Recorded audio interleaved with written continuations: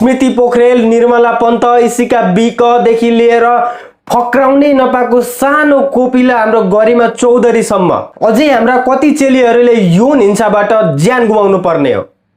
हाम्रो देश बनाउन हिँडेको नयाँ सरकार, के तपाईहरुको कानमा यी बुढी आमाको रुवाबासी र चित्कार पुगिरहेको छ? यसैगरी अन्य धेरै बालिकाहरूले यौन हिंसा मार्फत ज्यान गुमाएका थिए, तर उनीहरूको दोषी समात्न सकिएको थिएन। अब गरिमा चौधरीको दोषी पनि तपाईहरुको हातमा छ।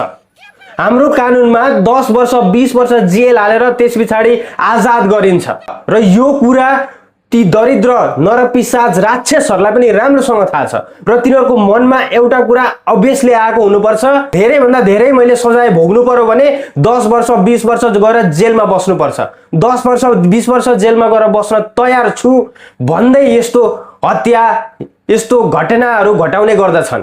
त्यसैले हाम्रो नीतिलाई चेन्ज गर्न एकदमै जरुरी छ। जहिले हामी हाम्रो नीति चेन्ज गरेर बलात्कारीलाई फाँसी दिने नीति ल्याउँदैनौं तबसम्म यस्तो घटना भइ नै रहनेछ। गरिमा चौधरी सानी बालिकाले यिनीहरूलाई जेल मात्रै हालेर उनले जस्टिस पाउँदिनन्। यिनीहरूलाई केही नसोचिकन फाँसीको सजाय हुनुपर्छ। यिनीहरू समाजमा बाँच्नका लागि लायक छैनन्। यिनीहरूलाई जरेदेखि उखालेर फालेन भने यिनीहरूले फेरि पनि यस्तो घटना नगर्लान् भन्न सकिँदैन र यिनीहरूले अरूलाई पनि प्रोत्साहन दिइरहेका हुन्छन्। त्यसैले दोषीलाई कडा भन्दा कडा कारबाही होस्।